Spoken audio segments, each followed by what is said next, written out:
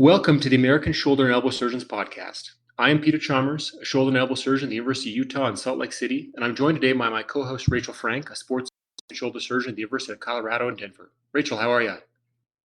Doing well, Peter. Thanks for being here and having me. How are you doing? I'm doing great.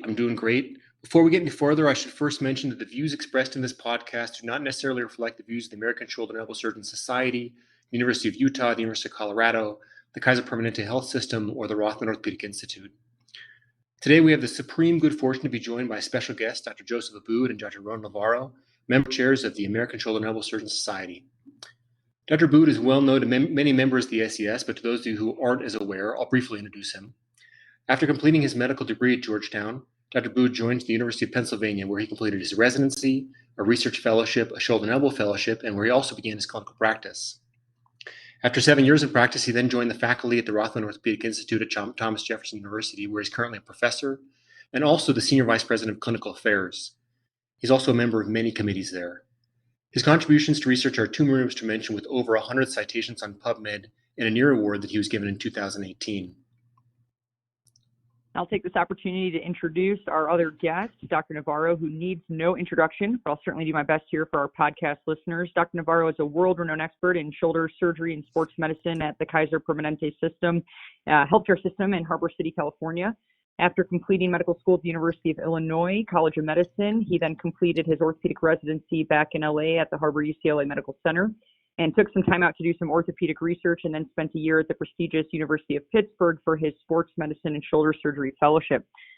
Dr. Navarro is an accomplished surgeon, team physician, researcher, and leader, and serves on the board of directors for both the AAOS as well as the California Orthopedic Association. And in addition to his clinical responsibilities at Kaiser, he serves as the regional chief of orthopedic surgery in the Southern California region. He takes pride in serving his community, and perhaps what is most commendable and can't be identified on a CV or resume is his influence locally in California, and in addition to his presence around the world and around the country. So, doctors, thank you so much for being here, and welcome to our podcast. Honored to be here. Thank you for the invitation. Yeah, we're excited to be here. Wonderful. We'd like to take this opportunity with our second episode of this ASES podcast to talk about ASES membership and advancement.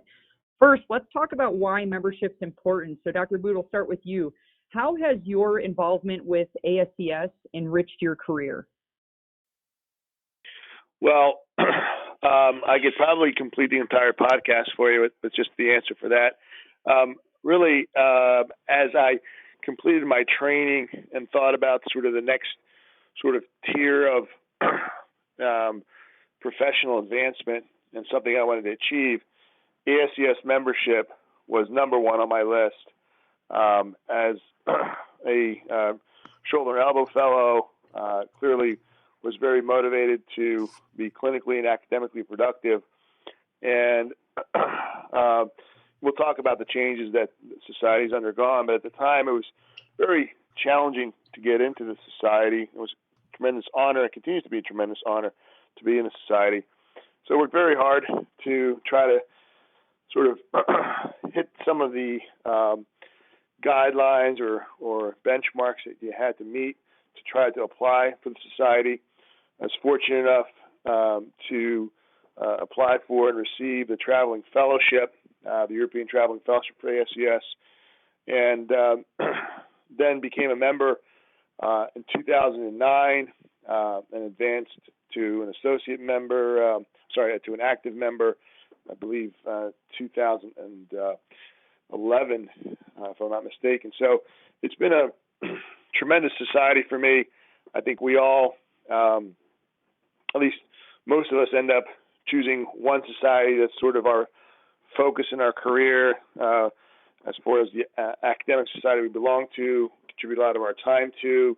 We try to dedicate it for our enrichment and for future generations to develop their career and professional skill sets. So it's provided me tremendous opportunity. The people I've met are truly the rock stars of shoulder and elbow surgery. I can remember my first meeting and meeting the individuals in the room and just being in awe of who they were and what they've accomplished, and hope to someday be able to get close to anything they've done in their career. Dr. Abboud, you mentioned the ASES meeting, the annual meeting, is certainly a focal point for the society. Dr. Navarro, do you have any favorite memories from ASES meetings past?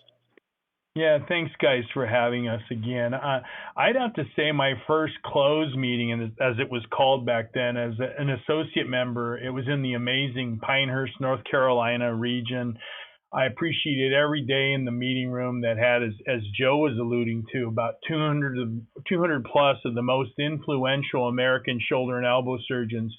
I kind of killed it that meeting in terms of what I got accepted. I had an original research podium presentation, an e-poster, and Mark Frankel invited me to be a part of a symposium on shoulder arthroplasty infection, where I helped to look at the cost of an infection. The setting was amazing. The honor of being part of this great group was palpable to me every minute I was there, and my wife was able to attend with me. I'm really happy we are increasing the overall membership with new categories, and I'm really proud to know I got in when it was so limited. If that makes any sense to you, it was a big honor for me. Oh, that's wonderful, and thank you for sharing that. I think, it's incredible to think about how prestigious the society is and the exclusiveness of getting in. I think that brings us to the perfect, theme for this podcast in terms of talking about membership and candidate membership. Dr. Abboud, what do you think is the most important thing for young or candidate members to know about ASES, especially now as I think more of us are becoming focused on specific joints, in particular shoulder, and want to become more involved in this society? Yeah, I think it's the premier shoulder and elbow society in the world. I think nationally and internationally, people aspire to listen to the people presenting at that meeting, to learn from them, to be able to have coffee, lunch, meet with them, listen to the nuances of some of their level 5 experiences, and so the society has so much to offer, and so when I guess when I'm looking at as a young individual finishing my fellowship, and now we have a fellowship track membership as well, and becoming a candidate member, I'm thinking to myself, if I'm in their shoes, take advantage of every opportunity, attend, get involved, sort of, try to meet people, say yes to things, have if your mentors, if you happen to have mentors, obviously that can help you, have them introduce you to other people, reach out. A lot of people most people, I would say, by and large, the entire society is very approachable and are more than happy to get you involved in things, whether it be a reviewer for JSES or developing and working with a mentor in the society, getting involved in committees. The way you get involved is by getting involved. There's no secret sauce. It really is just wanting to be there, making time for it. We all have commitments. You have to pick what you want to spend your time at. We all have choices. We all have families. We all have other things we could be doing. We have clinical practices. But to me, I've never missed an ASES meeting, either the annual or specialty day. I've tried to attend the entire time. That's a sort of marked on my calendar 1 to 2 years ahead of time. And again, as you spend more time and show your genuine nature and interest in the society and commitment on behalf of the society, people get you involved. And so I remember being just blown away when Buddy Savoie, who was president several years ago, asked me to be program chair for the annual meeting. I believe it was 3 years ago, and they usually ask you 2 to 3 years before. And I was just so deeply honored and just kind of nervous and just taken back by it. I think, people, as they sort of mature in their membership, recognize the junior members who are going to contribute and work hard and maintain sort of the sort of the legacy of the society, and they're going to ask them to get more involved. And so you can get as involved as you want. So that's a nice segue to when you mentioned the kind of membership levels. Dr. Navarro, can you tell us a little bit about the membership structure within the USCS and the benefits or the pluses that come at each level and what it means to be at each level?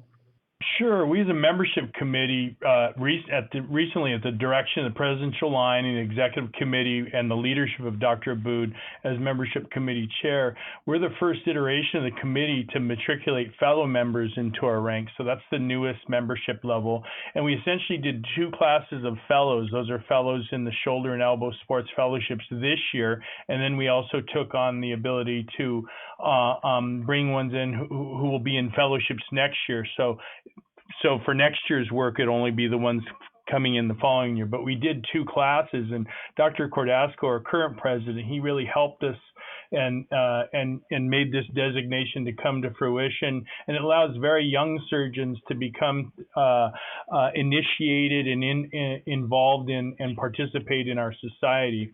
And so next, what these podcasts I think ideally are for, the candidate memberships is an opportunity for the fellow members as their membership otherwise terminates at the end of fellowship, or for other interested shoulder and elbow surgeons who didn't get in during the fellowship year to apply and begin to participate in the ASES via academic, internal committee, and advocacy pursuits for a maximal term of 5 years. Next is the associate membership, and it's the lead up to becoming an active member. And this time, which can only begin 5 years after the fellowship is ended, more involvement in the organization is encouraged to help achieve active membership. Active membership is the most honored level of membership, and it's the culmination of years of involvement, service, and academic pursuits. So to kind of give you a summary of the benefits, of course, the benefits of each of the levels can be summarized as a sense of camaraderie with like-minded orthopedic shoulder and elbow subspecialty surgeons to advance shoulder and elbow care via meetings and committee structure, discounts to our meetings, and the ability to view past annual meeting presentations, as well as opportunities for involvement in patient-reported outcomes measurement systems, and numerous other benefits are available. Joe, do you have anything to add? As an active member, you obviously become a voting member. So that's the biggest, I think, differentiator between an associate and active. As a voting member, when people are nominated for either the presidential line or membership, the active members vote on that, or if there's changes in bylaws. So you get to affect change more directly. And so we really want to, and several key leaders, including Dr. Morey, who you interviewed in your first podcast, were very influential in opening up the ASES Society. I think ASES recognized the fact that while it was very exclusive and had a great brain trust, it was losing touch with some of its younger members that wanted to get involved and didn't have any avenue in the purely shoulder elbow field. And so that's why we've wanted to make sure that we get the young, bright minds that are fellows and candidate members involved and mentored, and then have the opportunity to move up the ranks. It is a 5-year term as a candidate member. We do want you to demonstrate probably 2 really important things. Attendance at meetings. So if you're a candidate member, we do look strictly, very, very strongly at attendance at the annual and/or specialty day meeting. We do look strongly at your participation in being a reviewer for JSES, because anyone can do that, whether they're in an academic or private practice. And so while academics are encouraged, it's not as hard of a criteria for associate promotion. At the time you become associate and we look for you to become an active member, one of the things we have wanted to sort of preserve is the commitment to shoulder elbow surgery and everything that kind of comes with that, including some of the academics. And so we've kind of went back to the little bit of the old point structure that we used to utilize about 5 years ago, and looking at the promotion from associate to active. But those are the things that I would add, Ron. So you mentioned a couple of different criteria you use. You mentioned the annual meeting, and you mentioned reviewing for GSES. What are some of the other criteria the committee looks at to decide whether members can advance within the structure? I mean, again, I think that if you're teaching at orthopedic learning centers, at ICLs, presenting at the academy, presenting at specialty day, submitting and presenting at the annual ASES meeting, International Congress of Shoulder Elbow Surgery, if you're active in well-known national, international shoulder meetings, if you're involved in education, whether it be your residents or fellows.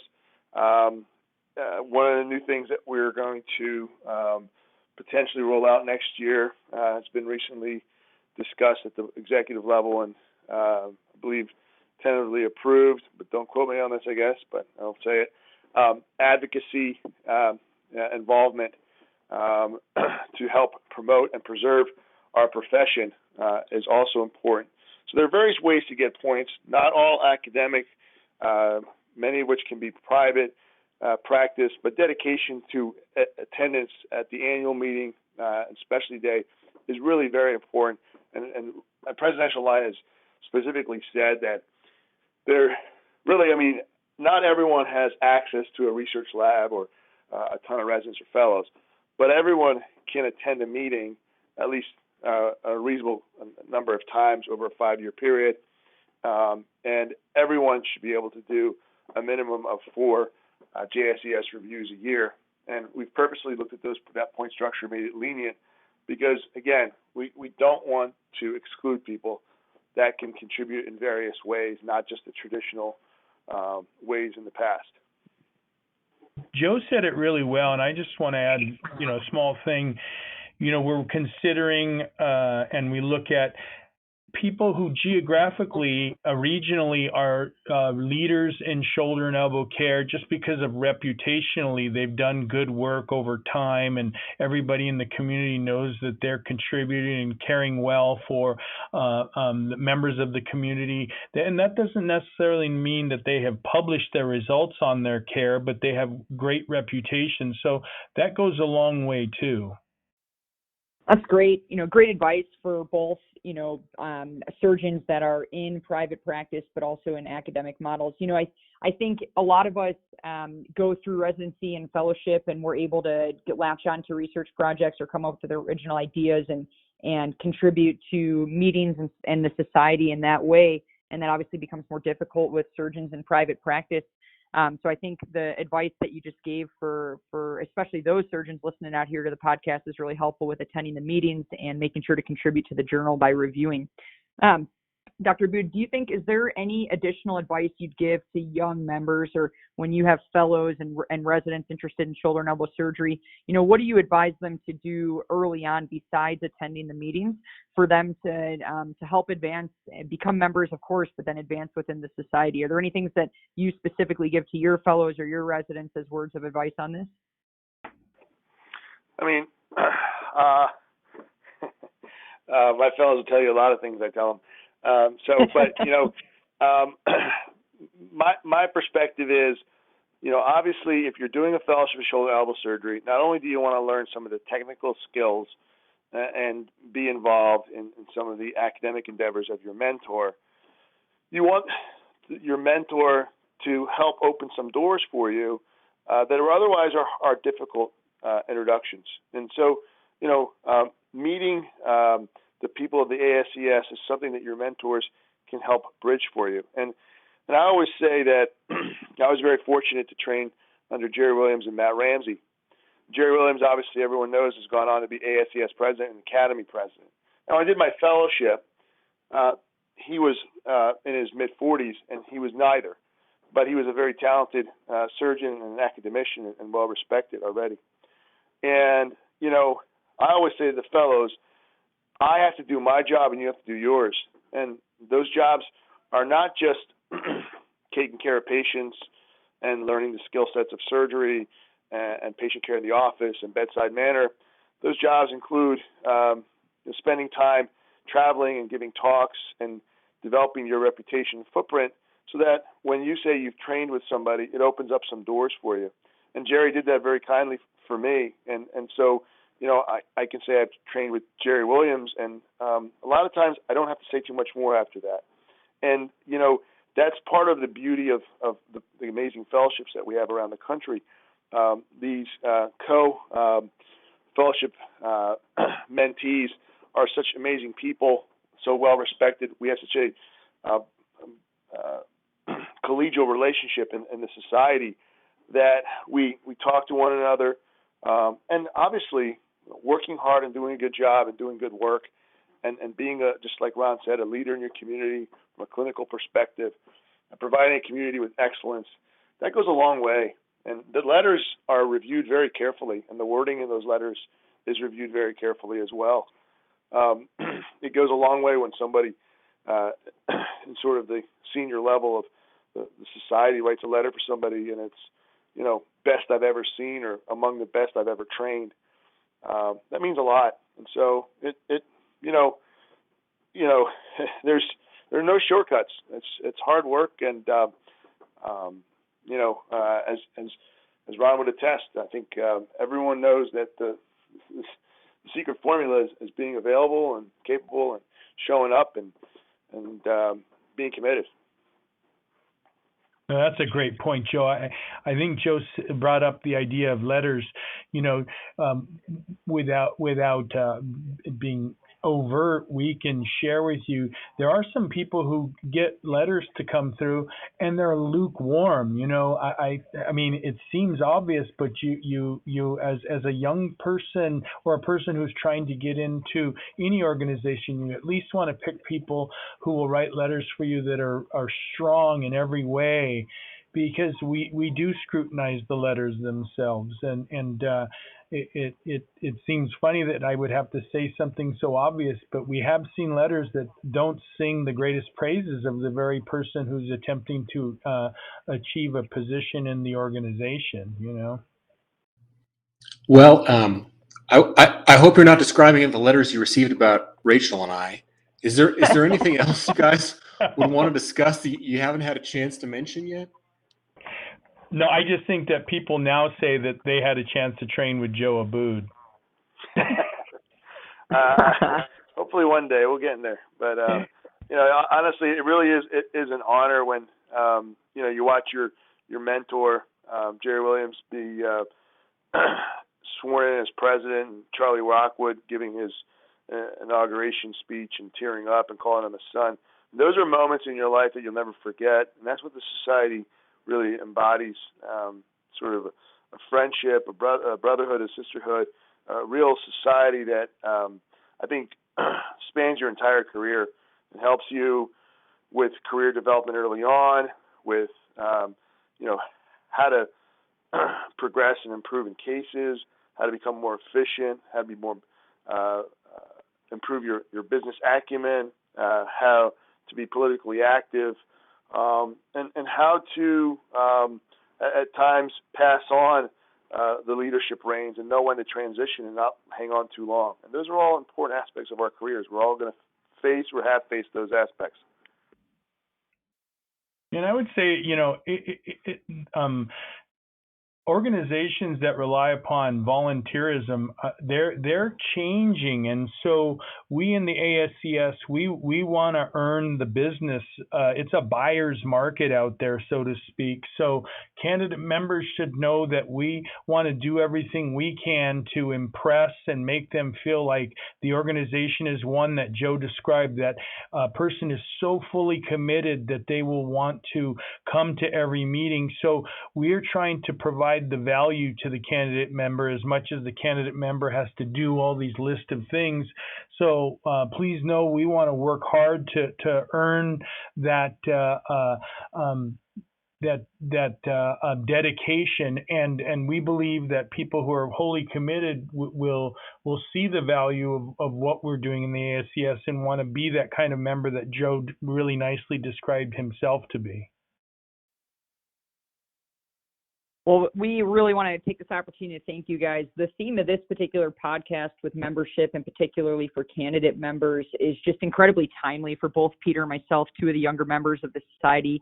And I know we are both, I know I can speak for Peter on this, we're both super grateful for the opportunity to participate in this podcast and have the opportunity to get to speak with people just like both of you, the leaders in our field and the leaders of the society. So thank you both very much for spending the time with us on this podcast. That's about all the time we have for this one. And so for Peter Chalmers, I'm Rachel Frank, and we want to thank you guys, and we'll see you next time. It was a pleasure. Thank you very much.